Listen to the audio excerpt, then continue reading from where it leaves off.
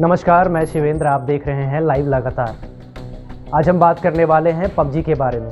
PUBG जो कि mobile gaming की दुनिया में सबसे मशहूर बैटल गेम है, जिसने इतने कम समय में इतना ऊंचा मुकाम हासिल किया कि देश के प्रधानमंत्री को भी ये कहना पड़ा, ये पबजी वाला है क्या?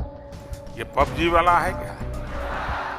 ये पबजी वाला है क्या? उसी पबजी की हम बात कर रहे हैं। पबजी जो कि 2 सितंबर से भारत में प्रतिबंधित है।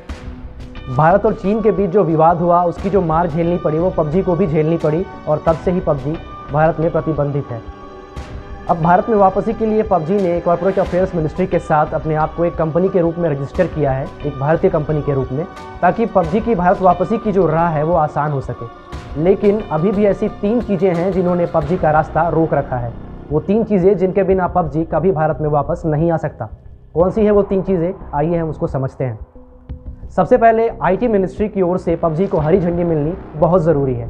जब तक आईटी मिनिस्ट्री पबजी को हरा झंडा नहीं दिखाता है, तब तक वो भारत में वापस नहीं आ सकता। कारण यह है कि आईटी ही वो मिनिस्ट्री है जिसने पबजी को भारत में प्रतिबंधित किया था। भले ही पबजी कॉर्पोरेट अफेयर्स मिनिस्ट्री के साथ खुद को रजिस्टर कर चुका है, लेकिन जब तक आईटी मिनिस्ट्री उसे हरी झंडी नहीं दिखाएगी, वो भारत वापसी नहीं कर सकता। दूसरा जो कारण है वो है जीएसटी नंबर लेना और पैन नंबर।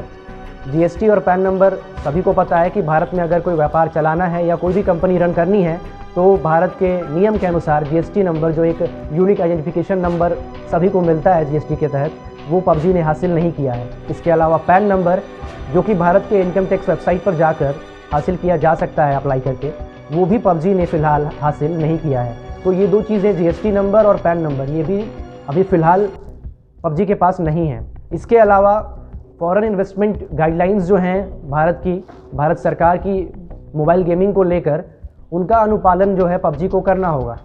उसको लेकर भी पबजी ने फ़िलहाल कोई ऐसा ऐलान नहीं किया है कि वो क्या कर रहे हैं और क्या नहीं। और तीसरा सबसे ज़रूरी कारण जिसके वजह से ही पबजी भारत में प्रतिबंधित हुआ, वो है यूज़र्स की डेटा सुरक्षा।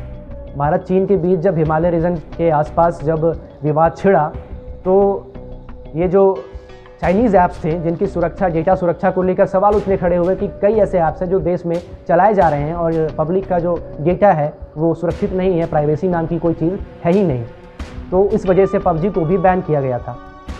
अब जो है पबजी अगर इस पर कोई ठोस बात लेकर नहीं आती कि वो किस तरह से डेटा सुरक्षा करेगी। हालांकि खबरों के मुताबिक तो पबजी ने माइक्रोसॉफ्ट अजूर के साथ, जो कि डेटा कंप्यूटिंग का काम करते हैं, उनके साथ एक पार्टनरशिप की है पबजी का, जो इंडिया में वो लॉन्च करने वाले हैं उसकी डेटा को सुरक्षित करने के लिए। लेकिन माइक्रोसॉफ्ट अजूर की ओर से ऐसा कोई ऑफिशियल ऐलान नहीं किया गया है।